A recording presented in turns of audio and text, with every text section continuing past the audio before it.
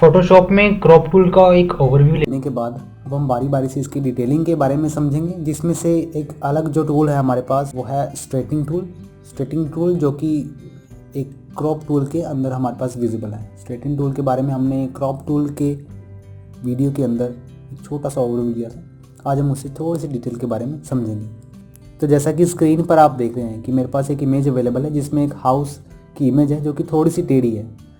हम ये देखेंगे कि हम किस तरह से इस टेढ़ी इमेज को सीधा कर सकते हैं। इसके लिए सबसे पहले मुझे क्रॉप टूल को सिलेक्ट करना होगा एंड देन यहाँ से स्ट्रेटिंग टूल सेलेक्ट करता हूँ और इस इमेज को सीधा करने के लिए मैं लेफ़्ट से राइट की ओर प्रॉपर एंगल में उसे सिलेक्ट करता हूँ इस इमेज को सीधा करने के लिए। और जैसे ही मैं लेफ़्ट क्लिक को रिलीज़ करता हूँ, लेफ़्ट क्लिक को छोड़ता हूँ, वैसे ही ये जो मेरे पास इमेज है वो क्रॉप हो जाएगी। अगर मैं इसे टिक करता हूँ तो आप देख सकते हैं कि मेरे पास ये इमेज बिल्कुल सीधी विजिबल होनी शुरू हो गई। अब कंट्रोल Z अगर मैं करता हूँ तो आप ये देख पा रहे हैं कि जैसे ही मैंने स्ट्रेटिंग टूल सेलेक्ट किया था, कुछ इस तरह से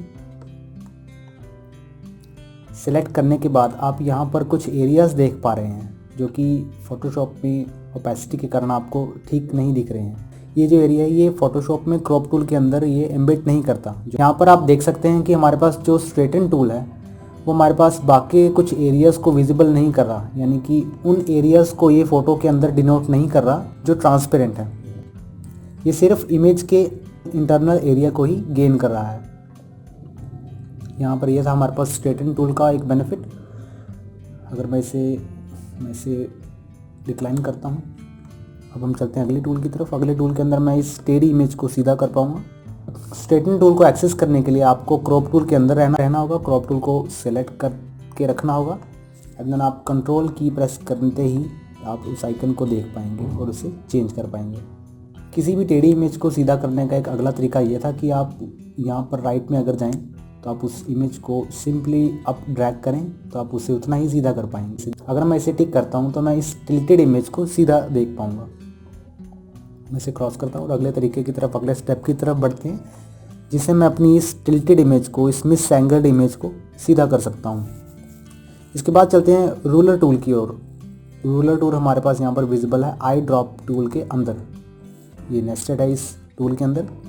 मैं इस टूल को सेलेक्ट करता हूँ और रूलर टूल की एक बहुत अच्छी स्पेशलिटी, एक अच्छा फीचर ये है कि ये मल्टीपल डॉक्यूमेंट्स में भी सिर्फ उन्हीं लेयर्स को एडिट करता है, उन्हीं लेयर्स को सीधा करता है और उसके एंगल को चेंज करता है जिस लेयर में हम काम कर रहे हैं। यानी कि अगर मेरे पास यहाँ पर मल्टीपल लेयर्स होंगी, 2-3 लेयर्स होंगी, तो मैंने जिस लेयर को सेलेक्ट किया हुआ ये सिर्फ उसी को चेंज करेगा। अदरवाइज़ ना ये लेयर 2 को छेड़ेगा ना ही लेयर 0 को। मैं इसे डिलीट करता हूँ क्योंकि मैंने इसे जस्ट एन एग्जाम्पल आपको दिखाया। इस इमेज को सीधा करने के लिए हमें उसी एंगल को दोबारा सिलेक्ट करना पड़ेगा जैसा हमने स्ट्रेटिंग टूल में किया था। डिफरेंस अभी आप देख लेंगे कि इन दोनों टूल्स में क्या डिफरेंस है। यहाँ पर मैं पहले से सिलेक्ट करता हूँ। सिलेक्ट करने के बाद डिफरेंस का जो फर्स्ट पॉइंट ये है कि अगर मैं लेफ़्ट क्लिक को छोड़ता हूँ तो स्ट्रेटन टूल जो है वो साथ के साथ इमेज को सीधा कर देता है। ऐसा रूलर टूल में बिल्कुल नहीं है। इसके लिए हमें इस ऑप्शन पर क्लिक करना होगा। अगर मैं स्ट्रेटन लेयर के इस बटन पर, इस ऑप्शन पर क्लिक करता हूँ तो आप इमेज को कुछ इस तरह से सीधा होता हुआ देख पाएंगे। लेकिन आपने क्या एक चीज़ नोटिस की कि यहाँ पर हमारे पास ट्रांसपेरेंट एरिया भी विजिबल है जो कि स्ट्रेटन टूल ने विजिबल नहीं किया था। यहाँ पर ये डिफरेंस था एक रूलर टूल में और स्ट्रेटन टूल में। इसी तरह से अगर आप इस इमेज को बिल्कुल सीधा और देखना चाहते हैं तो आपको सिंपली से इस तरह से क्रॉप करना होगा। मैं कीबोर्ड पर आल्ट बटन को प्रेस करता हूँ ताकि मैं इसे सेंटर से ही चेंज कर पाऊँ। कुछ इस तरह से मैं इमेज को